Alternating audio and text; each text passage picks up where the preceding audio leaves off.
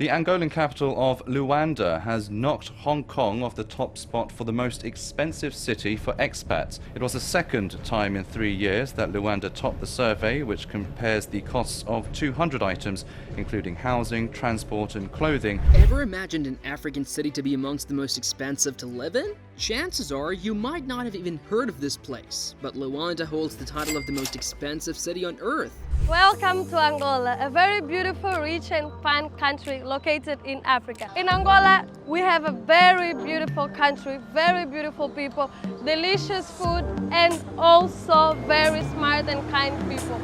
Now, the Angolan capital, Luanda, remains the most expensive place to live for expatriates, and that's according to the annual Mercer survey.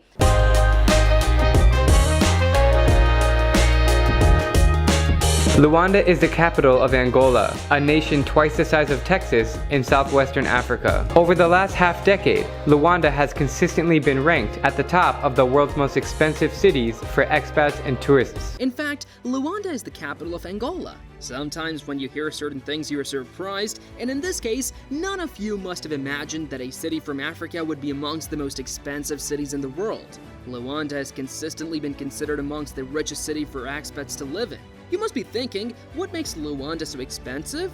You know that to be considered the richest city in the world means everything available in the city would be too expensive, something that is beyond the limits of a normal person.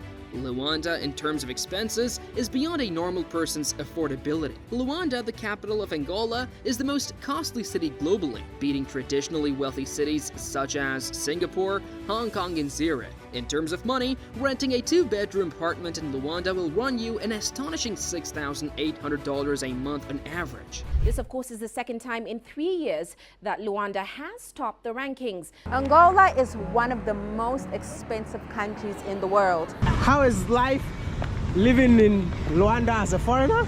It is fun. It is most expensive, one of the most expensive cities. I think top 3.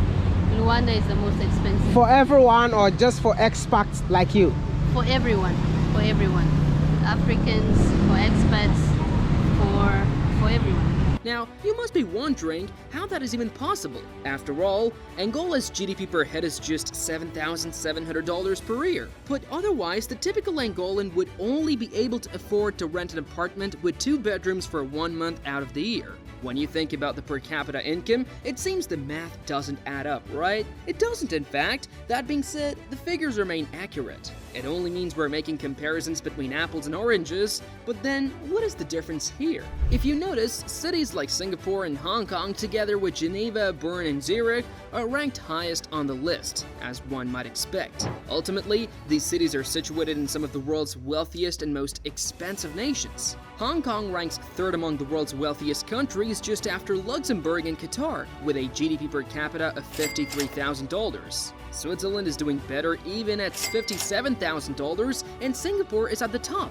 with an incredible $78,000. Thus, it should come as no surprise that the expense of living here corresponds with the locals' income. The inclusion of a city like Luanda on the list, however, is more unexpected. For what reason is that the case? The Mercer ranking considers the average cost of living for foreigners, which is the first response. This implies that, at least in theory, the cost of living for the typical Angolan, Swiss, or Chinese person is not included in the computation. Put another way, an Angolan household may only need to pay $200 a month for an apartment in Luanda. However, when considering the cost for foreigners, that expense is ignored. The cost of living for foreigners in Luanda and many other emerging market towns differs significantly from that of natives for 2 main reasons: supply and demand. So, that sounds interesting. After all, nobody knew that supply and demand in a city could decide its worth.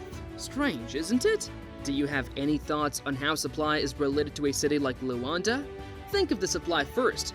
Rich in natural resources, Angola was devastated by a brutal civil war that raged for over 3 decades until a decade ago. Angola is a country of riches, beauty, and struggles. Since the end of one of the world's longest, costly, and most brutal civil wars, a war that went on for an incredible 27 years. The civil war in Angola, leaving rival independence movements to continue to battle it out. An estimated 500,000 individuals died during the Civil War, and most of the insufficient infrastructure in the nation was destroyed.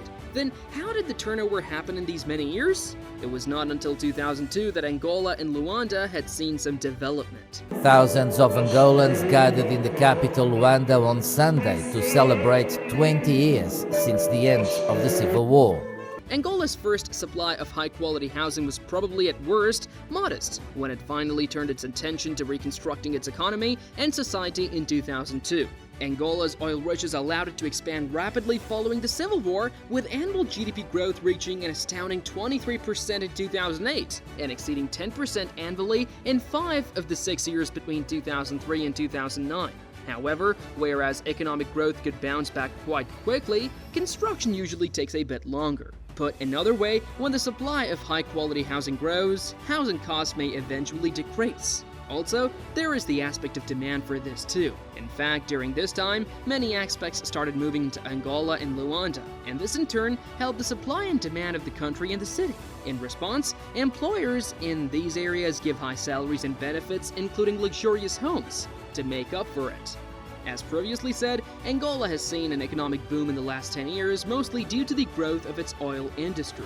We have the second largest reserve of oil in the whole Africa, just after Nigeria. All this beauty that you see from here, it was built with the oil money. Bem-vindos a Angola. The Angolan oil sector has reasons to smile, with export figures more than satisfactory at the end of 2021, beginning of 2022. Understanding Luanda's recent past means fully understanding its recent history.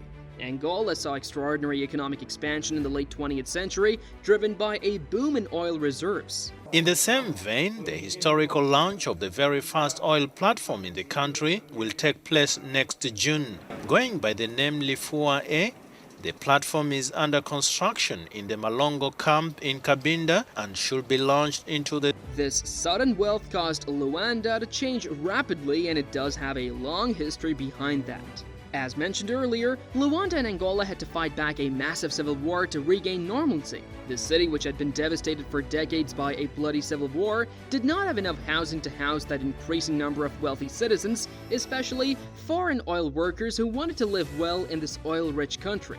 Due to a lack of attractive housing, particularly safe and well-kept options, Luanda's real estate market went into override. It became extremely expensive to rent a nice flat in a safe neighborhood, frequently more expensive than in more developed cities like London or New York.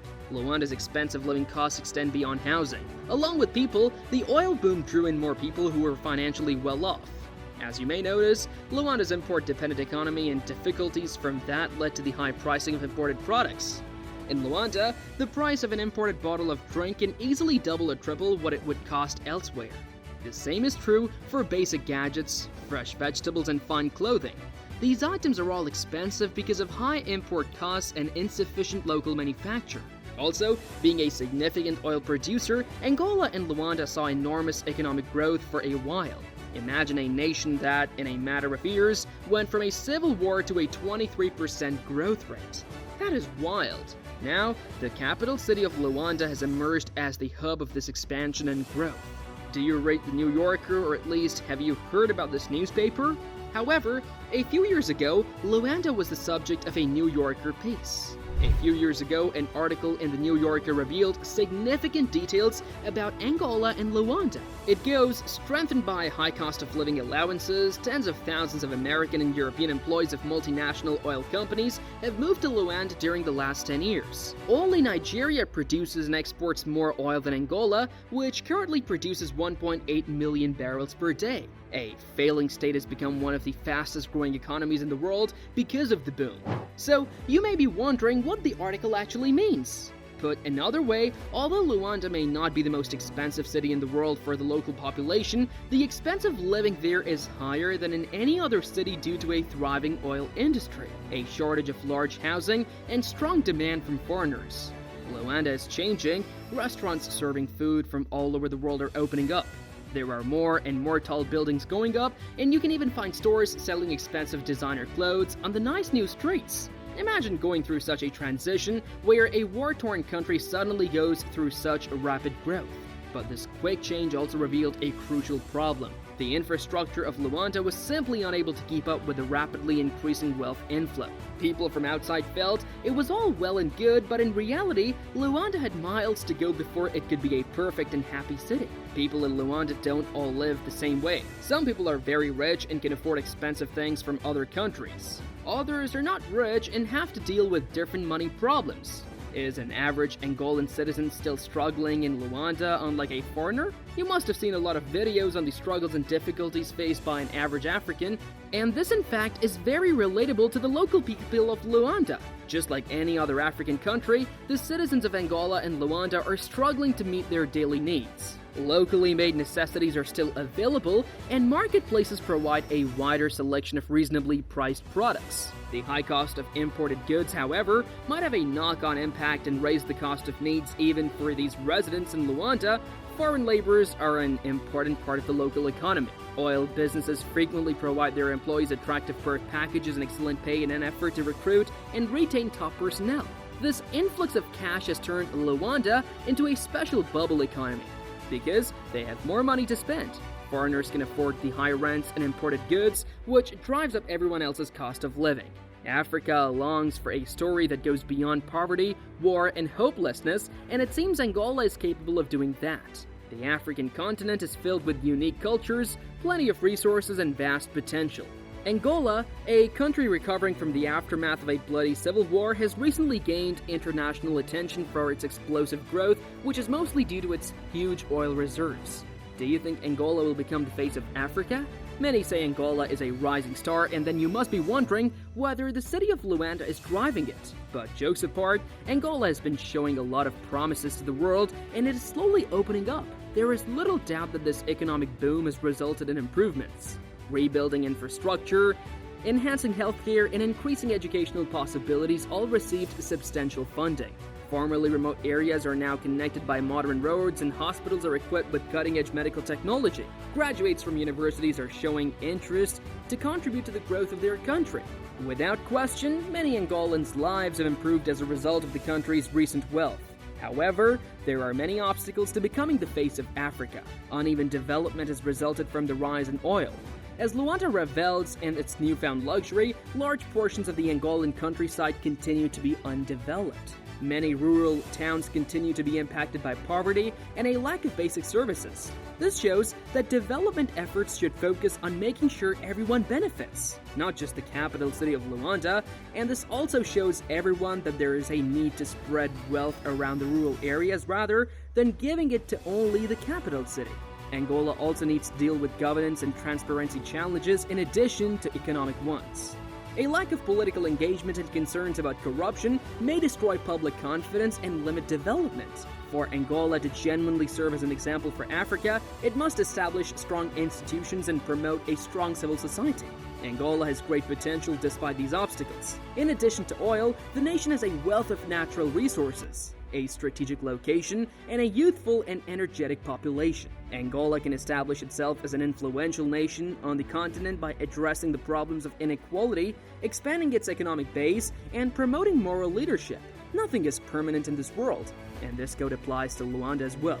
Luanda's standing as one of the most expensive cities in the world is unpredictable.